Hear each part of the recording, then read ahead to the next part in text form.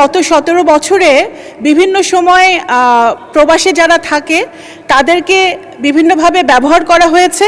আমাদের রেমিটেন্স যোদ্ধাদেরকে ব্যবহার করা হয়েছে, তাদের রেমিটেন্স আমরা ব্যবহার করেছি বাংলাদেশে, কিন্তু ওনাদের জন্য আমাদের তৎকালীন সরকার কোনো কিছুই করে নাই। বর্তমানে আমরা দায়িত্ব নেবার পর থেকে এখানে একজন সংসদ সদস্য বলেছেন, হান্নান মাসুদ সাহেব, যে আমরা প্রবাসীদেরকে ওন করি না, এটা আমাদের একটা টেন্ডেন্সি। আমার মনে হয় বাংলাদেশ জাতীয়তাবাদী দলের সরকার স্বভাবগতভাবে মজ্জাগতভাবেই আমরা এটা করি না, আমরা এটা করতে জানি না। কারণ এখানে সবার আলোচনায় এসছে যে 1978 সালে 2017 জনকে সৌদি আরব পাঠিয়ে শহীদ রাষ্ট্রপতি জিয়া রহমান এই ম্যান পাওয়ারের কাজটা শুরু করেছিলেন, উদ্যোগ নিয়েছিলেন, ইনিশিয়েট করেছিলেন। সুতরাং আমরা প্রত্যেক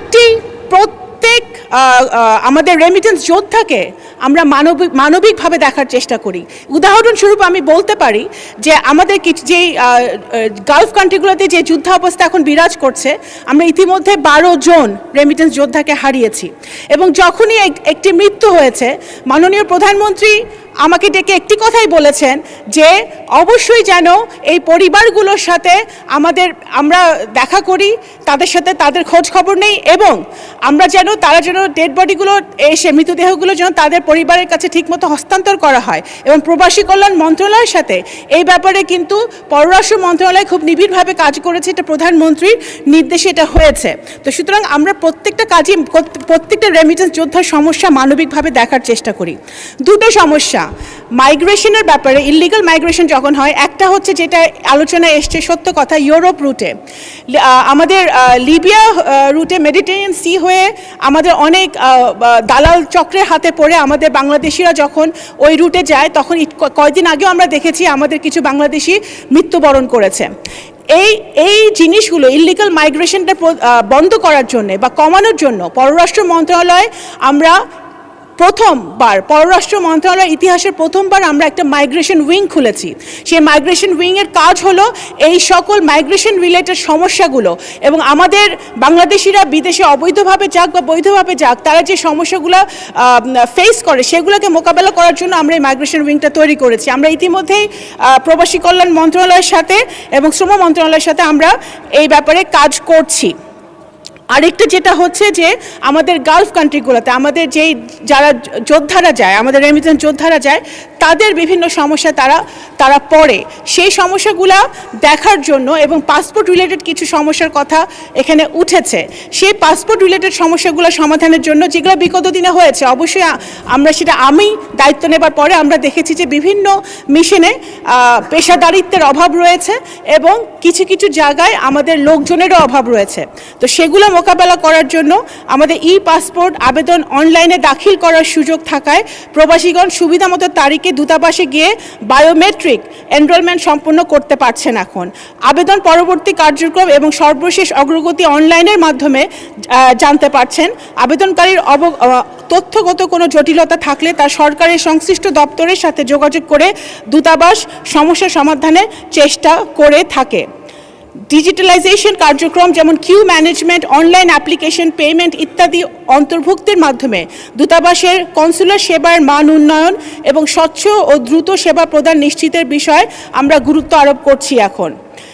এছাড়া পাসপোর্ট সংক্রান্ত সেবা প্রবাসীদের দোরগোড়ায় পৌঁছে দিতে মিশনসমূহ দূরবর্তী এবং বাংলাদেশি অধ্যুষিত শহরসমূহে কনসুলার ক্যাম্পের আয়োজন করেছে। এখন বাংলাদেশি প্রবাসীদের জরুরি পরিস্থিতিতে সহায়তা প্রদানের জন্য বাংলাদেশ দূতাবাসসমূহ সার্বক্ষণিক জরুরি হটলাইন এখন চালু করেছে, যেটা চলমান আছে। কোনো প্রবাসী বাংলাদেশি বিপদে যে কোনো প্রয়োজনে দূতাবাসের হটলাইন নম্বরে যোগাযোগ করতে পারেন এবং সরাসরি দূতাবাস প্রধানের সাথে যোগাযোগ করার সেটা সুযোগ তৈরি হয়েছে। অনিয়মিত অভিবাসন, যেটা ইললিগাল মাইগ্রেশনের কথা আমরা বলছি, অনিয়মিত অভিবাসনের কারণে আটক বাংলাদেশিদের মুক্তির লক্ষ্যে নিয়মিত ডিটেনশন সেন্টার পরিদর্শন এবং ট্রাভেল পারমিট ইস্যুর মাধ্যমে তাদের দ্রুত দেশে প্রত্যাবর্তনের ব্যবস্থা পররাষ্ট্র মন্ত্রণালয় করছে। 2025-এর শেষ থেকে 2026-এ এখন পর্যন্ত আমরা ইতিমধ্যেই 350 থেকে 400 জন বিভিন্ন দেশে অবস্থানরত এরকম বাংলাদেশিদেরকে আমরা সফলতার সাথে ফেরত আনতে পেরেছি। 2026 সালে লেবানন ও ইসরায়েলের সাথে যুদ্ধ আক্রান্ত 2 সহস্রাধিক কর্মহীন বাস্তুচ্যুত প্রবাসী বাংলাদেশিদের মাঝে বৈরুত বাংলাদেশ দূতাবাসে তাদের পাশে গিয়ে দাঁড়িয়েছে এবং খাদ্য এবং বিভিন্ন সহায়তা তারা প্রদান করেছে। প্রবাসী শ্রমিকদের কল্যাণে কাজ করে এমন আন্তর্জাতিক বেসরকারি সংস্থাগুলো যেমন INGO, IOM এর সঙ্গে দূতাবাস ঘনিষ্ঠ সহযোগিতা বজায় রাখছে। আরেকটি কথা আমি বলতে চাই যে আমরা জানি এই সমস্যাটা বিরাজমান। এখানে আমাদের মাননীয় সংসদ সদস্য বরকতুল্লাহ বুলু সাহেব একটি অ্যালিগেশন করেছেন যে বিভিন্ন জায়গায় উনি দুর্নীতির কথা জানেন। তা আমি মাননীয় সংসদ সদস্যকে অনুরোধ করব যে ওনার যদি কোনো স্পেসিফিক দূতাবাসের কথা উনি বলতে পারেন যে এখানে দুর্নীতি হচ্ছে, বা কারণ এখানে আমাদের 81টি মিশন আছে, 81টি মিশনের প্রত্যেকটা কর্মকর্তার কাজ হলো সেই সকল দেশের বাংলাদেশিদের যে কোনো সমস্যা সর্বোচ্চ গুরুত্ব দিয়ে দেখা, এটাই আমাদের নির্দেশনা। সেইটা যদি কোনো ব্যত্যয় কোথাও ঘটে এবং আপনারা যদি আমাদেরকে সেই ইনফরমেশন দিয়ে সহযোগিতা করতে পারেন, অবশ্যই পররাষ্ট্র মন্ত্রণালয় উইথ দ্য হেল্প অফ প্রবাসী কল্যাণ মন্ত্রণালয় আমরা সেটা অবশ্যই দেখব এবং সেটা বন্ধ করব অবিলম্বে। মাননীয় স্পিকার, আমি আর দুই একটা কথা বলে শেষ করব। আরেকটা যেটা হচ্ছে যে আমাদের এখানে কথা উঠেছে যে আমাদের ইউরোপ রুটের কথা আমি একটি কথা বলতে চাই। এখানে আমরা ইতিমধ্যেই আমরা যেটা দেখেছি যে আমাদের ডেটা যেটা বলে যে ইটালি হয়ে লিবিয়া হয়ে এই রুটে বেশি আমাদের বাংলাদেশিরা যায় এবং এখানে দালাল চক্রের হাতে পড়ে সেটা যায়। সেখানে আমাদের স্বরাষ্ট্র মন্ত্রণালয়ের সাথে আমাদের একটি সবসময় আমরা কাজ করে থাকি। এখানে যেটা আমরা দেখতে পাই যে শুধু বাংলাদেশের সরকার নয়, অন্যান্য। মাননীয় প্রতিমন্ত্রী 2 মিনিটে শেষ করেন।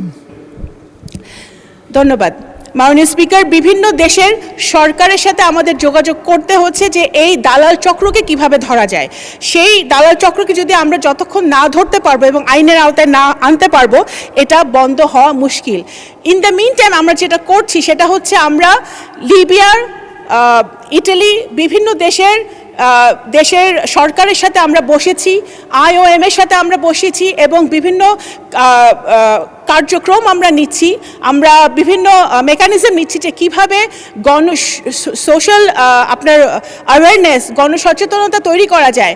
ইতিমধ্যে আমাদের 64টা জেলার ডিসি, জেলা প্রশাসকদেরকে আমরা নির্দেশনা দিয়েছি যে তাদের বিভিন্ন স্ব জেলায় তাদের একটা সোশ্যাল অ্যাওয়ারনেস করতে হবে। কারণ দেখা যায় যে মৃত্যুবরণ হচ্ছে, মৃত্যুর কোলে ঢেলে পড়বে, সেটা জেনেও কিন্তু অনেকেই এই পথে আগাচ্ছে, দালাল চক্রে পড়ছে।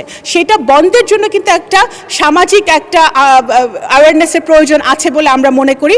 সেই জায়গাটা কিন্তু আমরা পররাষ্ট্র মন্ত্রণালয় খুব নিবিড়ভাবে কাজ করছে। তা আমরা আশা করছি যে আমাদের সকলের সহযোগিতা যদি থাকে, আমাদের একটাই কথা, আমাদের রেমিটেন্স যোদ্ধারা আমাদের গর্ব। আমাদের রেমিটেন্স যোদ্ধাদের জন্যই এদেশে অনেক সময় ওনারা দেশের বাইরে থেকেও দেশের জন্য কাজ করেন, দেশের গণতন্ত্র প্রতিষ্ঠায় কাজ করেন, দেশের উন্নয়নের জন্য কাজ করেন।